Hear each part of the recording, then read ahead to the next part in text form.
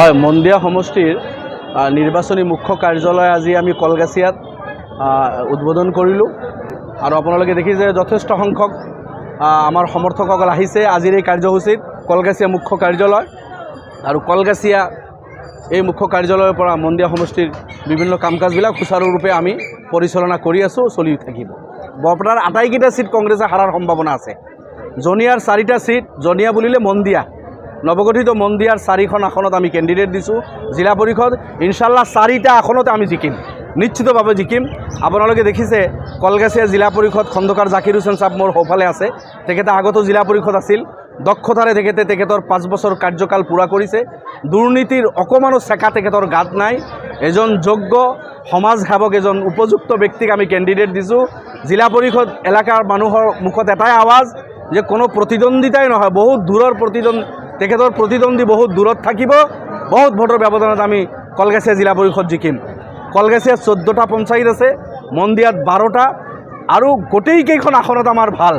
মই এতিয়া ক'বলৈ টান যে ইয়াত 2এটা আসন আমাৰ বেয়া হ'ব নেকি, নহয়। গোটেইকেইখন আসন আমি পোৱাৰ পূৰ্ণ সম্ভাৱনা আছে।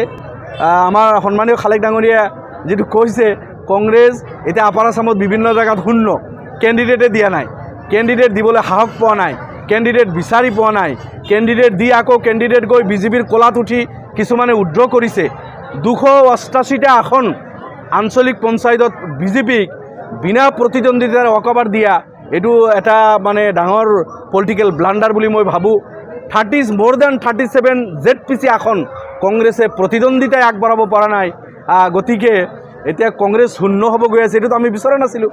আমি বিচাৰিছিলোঁ কংগ্ৰেছ আৰু অখিল গগৈয়ে তিনিচুকীয়া, ডিব্ৰুগড়, শিৱসাগৰ, মাজুলী, ধেমাজি, লখিমপুৰ, আপোনাৰ তেজপুৰ, বিশ্বনাথ, কলিয়াবৰ এই অঞ্চলবিলাকত ভাল এটা ফাইট দিয়ক।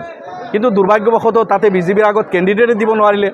ধুবুৰী জিলা পৰিষদ, বৰপেটা জিলা পৰিষদ, মানকাছৰ শালমাৰা জিলা পৰিষদ AIUDF গঠন কৰিব, এই এটা পৰিৱেশ চাৰিওফালে হৈছে। আৰু গোৱালপাৰা জিলা পৰিষদতো আমি শক্তিশালী স্থিতিত আছোঁ। পেহেলগামত যিটো ঘটনা হ'ল, তাৰে উগ্ৰবাদীক পুলিয়ে পোখাই উঘালি সেইসকলক দৃষ্টান্তমূলক শাস্তি দিয়ক। আজিলৈকে কিয় ধৰিব পৰা নাই সেইসকলক?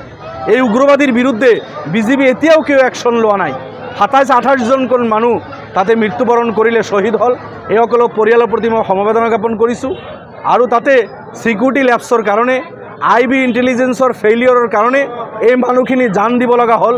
উগ্ৰবাদীক বিচাৰি পুলিয়ে পোখালি উঘালক। এই সময়ত ভাৰত চৰকাৰ, ইণ্ডিয়ান আৰ্মি যি সিদ্ধান্ত ল'ব, আমাৰ দল তেখেতসকলক সমৰ্থন কৰিম, তেখেতসকলৰ লগত আমি আছোঁ। আমিনুল ইছলামৰ বক্তব্যক মই সমৰ্থন মুঠেও কৰা নাই, তেখেতৰ নিজা বক্তব্য আছিল। কিন্তু আমিনুল ইছলাম চাহাবৰ দৰে গোটেই ভাৰতবৰ্ষত বিভিন্নজনে বক্তব্য দি আছে, সেইবিলাক গ্ৰেপ্তাৰ নহয়।